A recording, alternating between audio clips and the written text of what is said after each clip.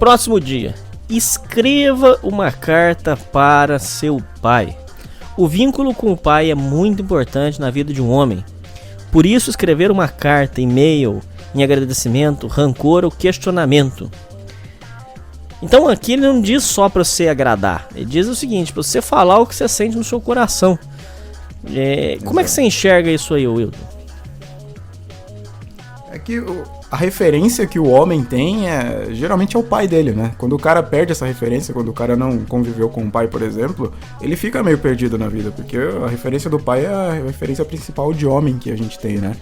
E esse dia de você mandar uma carta pro seu pai é você expressar todo o relacionamento que você teve ao longo da vida, né? Você agradecer alguma coisa, dizer alguma coisa que você tem um rancor de algo, sei lá, se ele tratou você mal durante a infância, você de fato colocar isso pra fora e questionar o seu pai, conversar com o seu pai e você aproximar esse relacionamento com ele. Então é interessante você colocar isso pra fora e expressar pro seu pai e ver qual é o feedback dele, né? O que ele tem a dizer acerca de alguma coisa que aconteceu entre vocês, ou ele simplesmente ficar feliz por você ser grato por tudo que você fez pra ele, né? Por tudo que ele fez pra você. Com questão do seu pai, sua relação com ele sempre foi boa? Como é que era? De início, meu pai era aquela figura que ele voltava do trabalho estressado e cansado e eu fazia as minhas traquinagens de moleque. Aí minha mãe contava pra ele e ele vinha me bater. Mas sentava com porrete? Então, umas palmadas na bunda, né? Aquela coisa saudável que todo mundo deveria levar. E de início eu tinha um pouco de medo do meu pai, assim, por se dizer. Eu tinha um pouco de receio dele, que ele voltava pra casa, eu sabia que minha mãe ia contar uns negócios pra ele e alguma coisa ia acontecer comigo.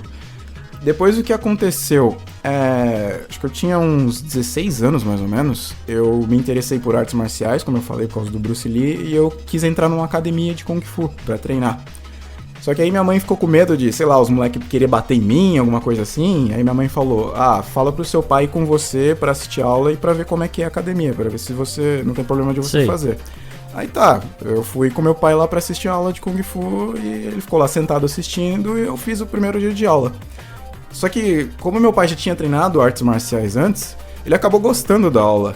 E aí ele resolveu fazer aula comigo. Então a gente treinou Kung Fu junto e ele entrou na academia junto comigo e a gente treinou Kung Fu durante uns 2 anos mais ou menos. E o que aproximou a gente foi isso, porque no trajeto de ir pra academia e voltar da academia, uns 20 minutos de caminhada, era o tempo que eu tinha pra conversar com ele, trocar ideia com ele, então foi isso que aproximou eu e meu pai, sabe? Esse trajeto da academia. E não só isso também, a gente treinava junto em casa e a gente comentava as coisas do treinamento em casa e fazia fofoca do pessoal da academia em casa, e foi isso que me aproximou do meu pai e quebrou um pouco essa figura que eu tinha de medo dele, de ser o cara que ia me dar tapa na bunda quando eu fizesse besteira, Eu tomar o seu pai devia ser um chapa de um negão bom de briga, hein? Deveria ser. É foda porque ele parou de treinar porque eu nasci. Então eu meio que fui o culpado por ele não ser hoje um faixa preta de karatê, sabe? Como é que é isso? Sabe como é que Mas seu pai demonstrou frustração quanto a isso? Problema. Porque os meus pais demonstraram muito frustração porque eu atrapalhei os sonhos deles. O seu demonstrava frustração ou não? Não demonstrava. Porque mesmo depois de eu ter nascido, ele treinou ainda por um tempo. Eu acho que até os meus 4, 5 anos ele ainda treinava.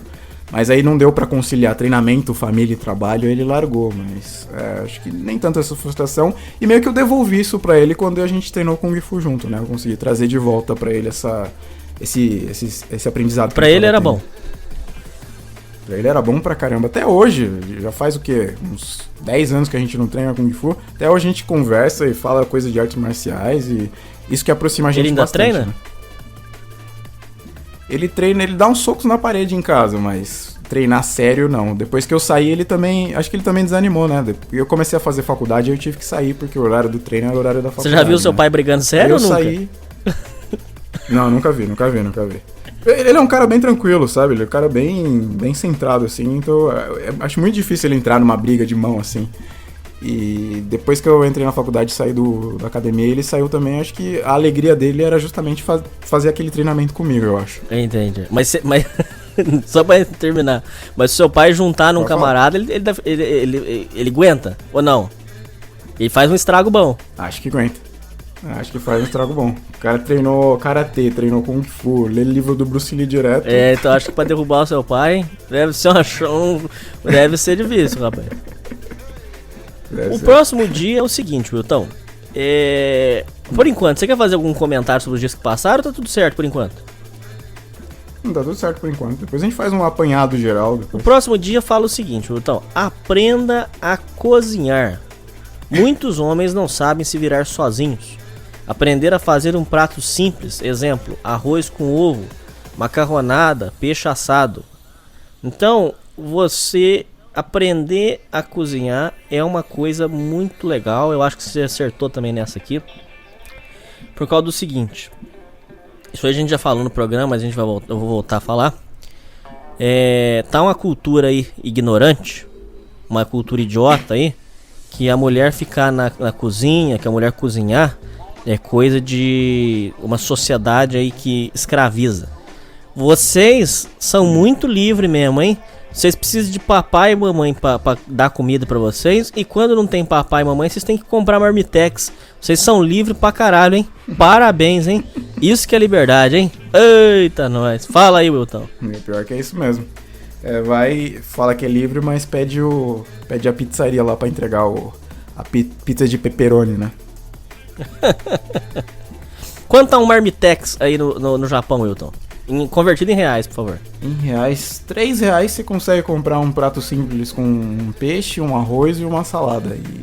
E geralmente é o que o pessoal come no trabalho, que o pessoal não tem tempo de cozinhar. E aí eles compram um marmitex no trabalho e eles comem na mesa do trabalho. Mas barataço, hein, bicho? Barato. Aqui tá 12 pau uma marmita boa. Caramba. Amigão. Quer fazer mais algum comentário sobre cozinhar, Wilton? Você é bom de cozinha? Como é que é? Não sou bom de cozinha, mas eu morei na China também, em 2012. Fiquei lá 6 meses. E comeu cachorro? Comi cachorro numa puta de uma sacanagem dos chineses, né? Eles me levaram no restaurante e mandaram eu experimentar uma carne lá, eu comi, tudo legal. Aí chegou. Mas tava boa? Tava boa, ser justo, vamos ser justos. É meio seco só. Aí você tem que tomar com alguma coisa. Tomar uma água, tomar um refrigerante, senão não desce. Aí depois de comer, eles me levaram lá no fundo do restaurante e falaram, sabe aquela carne que você comeu? É aquilo ali, ó. Aí tinha um cachorro pendurado assim, sem a perna e sem o braço. Aí você fala, puta que pariu. Mas deu ânsia, não sei? Deu, tranquilo, até foi tranquilo. Eu já tinha comido barato um dia antes, então não tava... Caralho! Já tava no... Mas o que você tava falando? Nesse período que você morou na China, você aprendeu a cozinhar, foi isso? Aprendi a cozinhar porque lá eu tive que me virar sozinho, né? Eu fui morar num apartamento sozinho e aí não tem papai, não tem mamãe pra fazer arroz com feijão, né? Você tem que se virar. E chega uma hora que você cansa de comer macarrão instantâneo, sabe aquele Nissin Lamen? Chega uma hora que você cansa e fala, vou comprar uma carne aqui e vou assar pra ver. E aí o que me ajudou nessa fase? Me ajudou muito o YouTube, você entrar no YouTube e jogar como que faz um bife frito, como que frita um ovo sem quebrar o ovo. Isso me ajudou bastante e são coisas que eu aplico até hoje. Então, sei lá, se minha esposa e minha filha vão viajar ou vão sair pra algum lugar, eu fico sozinho em casa, eu já pego, já consigo fritar um ovo, já consigo fritar um bife, fritar um peixe e eu não passo fome e não fico comendo besteira também, né? Porque a alimentação é um negócio muito importante na vida de um homem também, né? Muito bem. Faça um... Então nós já estamos em que dia aqui, Will? Que eu já me perdi aqui, peraí, vamos voltar aqui. No 8º dia é o de aprender a cozinhar. Tá bom, então aprenda a cozinhar, 8º dia.